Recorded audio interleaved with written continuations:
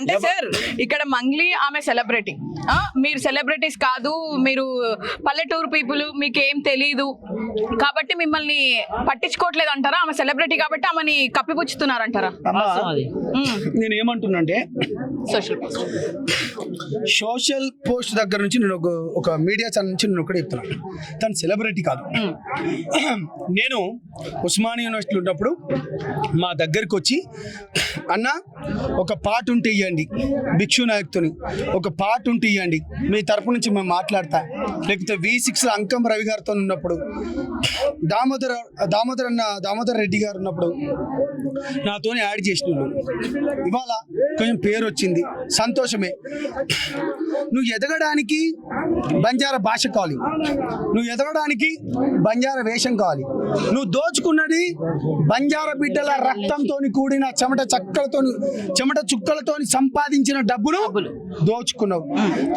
ఇప్పుడు నువ్వు బయటపడడానికి కూడా బంజారా బిడ్డలకి వెళ్ళి కొంతమంది నా వెధవలకు డబ్బులు ఇచ్చి వీళ్ళట మీరు డబ్బులు ఇవ్వాలట, కొనుక్కున్నది కాదు ఇచ్చి కొనుక్కొని మాట్లాడి కాదు, మీరట డబ్బులు ఇవ్వాలట కదా, కాదు మరి మీరట డబ్బులు ఇవ్వాలట, ఇచ్చినాం కాదు మీరట డబ్బులు ఇవ్వాలట.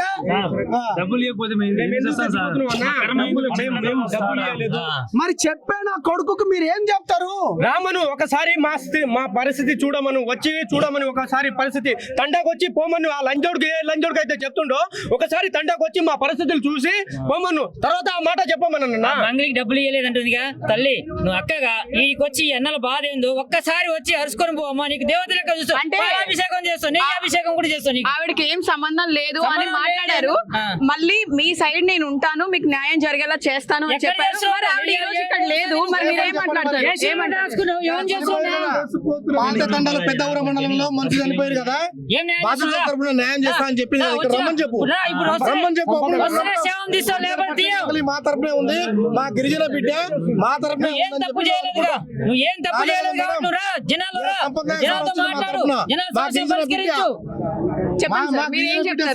మా తరపున పోరాడుతున్నారు కాబట్టి మీరు దగ్గరుండి మాట్లాడతారు. ఏం చెప్తాం మేడం, శవాలు లేస్తున్నాయి, గుండెల నిండా బాగుంది, ఏడుపు తప్పిస్తే ఇంకేం అనిపిస్తుంది. చేతులలో అధికారం లేదు, అధికారం గిట్ట ఉంటే వీళ్ళు ఈ విధంగా ఉంటారు. అంటే సార్ ఇక్కడ తప్పు ఎవరిది అంటారు? నమ్మించి మోసం చేసేవాడికి 100 దారులు ఉంటాయి, కానీ నువ్వు ఎంతవరకు నమ్మాలి, ఎంతవరకు డబ్బు ఇవ్వాలి అన్నది నీ దగ్గర ఉండాలి. అంటే నువ్వు కూడా తప్పు చేసావా, లేదు అంటే వాళ్ళే తప్పు చేశారని అంటారా? అంటే ఆశపడ మేడం, ఇప్పుడు పేద బిడ్డలకి ఎక్కడైనా నువ్వు ఇస్తానంటే వస్తారు. అంటే వీళ్ళ కళ్ళ ముందు తిరిగేటోడు, ఇంట్లో తిరిగేటోడు, వానికి పల్సర్ బండి కొనిచ్చి డబ్బులు కొనిచ్చి వాని చైన్ల వాని మెడల ఒక గోల్డ్ పెట్టుడుతోని అరే అమ్మా వీడు మనంబటి ఉండేటోడే ఇవాళ వీడు గింత మంచిగా అయింది అనేసరికి ఆశ, రేపు మేము కూడా మంచిగా అవుతామేమో, రేపు మాకు కూడా మంచిగా అవుతుందేమో. నిజంగానే మీడియా మీరు ఇక్కడ వచ్చిండ్రో రాలేదో, మధుగాని ఇంటికి, మధుగాని ఇల్లు ఇట్లా ఉంటది మేడం, వాడు ఇంటిని మొత్తం 5 కోట్ల రూపాయలతో కట్టించిండంటే విత్ బుల్లెట్ ప్రూఫ్. వాని దగ్గర ఎవడైతే పని చేసిండో ఏజెంట్, వాని ఇల్లు కూడా 3 అంతస్తుల బిల్డింగ్. ఈ డబ్బులన్నీ ఎవరు? ఆశ. వీళ్ళకి ఏంటంటే ఇప్పుడు ఈ ఇల్లుని మొత్తం మీరు ఒకసారి షూట్ చేయండి. వీళ్ళ ఇంట్లో ఒక ఇల్లు కట్టి ఇచ్చేసి వాడు ఫార్చునర్ కార్ తీసుకొని వాడు మెడలో చైన్ వేసుకునేసరికి ఆశ పెరిగిపోయింది. నిజంగా వీడు మంచిగా చేస్తాడేమో అనుకున్నాడు, కానీ ఈ విధంగా మోసపోతారని వీళ్ళు అనుకోలేదు. వ్యవస్థలు మొత్తం డబ్బు నుంచి చుట్టూ తిరుగుతున్నాయి, డబ్బు వాడు పడేస్తుండు, వాడు బయటికి వస్తున్నాడు. నిజంగా నిజాయితీ పరంగా వీళ్ళ ఎంబడి మా లాంటి వాడు కొట్లాడితే మమ్మల్ని ఏమో మా పైన నిందారోపణలు, మంగ్లీకి సపోర్ట్ ఇచ్చుకుంటా. డెఫినెట్ గా చెప్తాం, ప్రపంచం మొత్తం ఆమె వైపు ఉన్నా గానీ మేము మాత్రం బాధితుల వైపు ఉంటాం. మా పక్షం బాధిత పక్షం, పీడిత పక్షం. ఎందుకంటే ఇప్పటికైనా ఈ గవర్నమెంట్లు కన్ను విప్పి పేద బిడ్డలకు, ఈ ఎవరైతే బాధింపబడ్డ బిడ్డలకు న్యాయం చేస్తారనుకుంటున్నాం.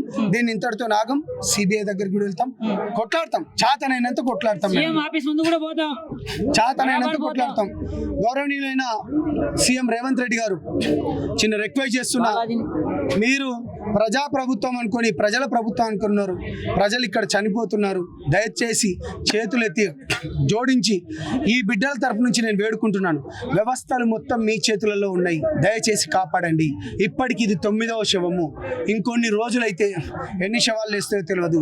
పేద బిడ్డల పక్షానికి వెళ్ళి వచ్చినా అని చెప్పి ఎలక్షన్ల ముందు నువ్వు ఏదైతే ఇచ్చినావు మాట, వ్యవస్థలు పోలీస్ వ్యవస్థ కూడా రాష్ట్ర హోం కూడా మీ చేతిలో ఉంది కాబట్టి దయచేసి వ్యవస్థలను వాడుకొని డబ్బులు వెంటనే రికవరీ చేయండి.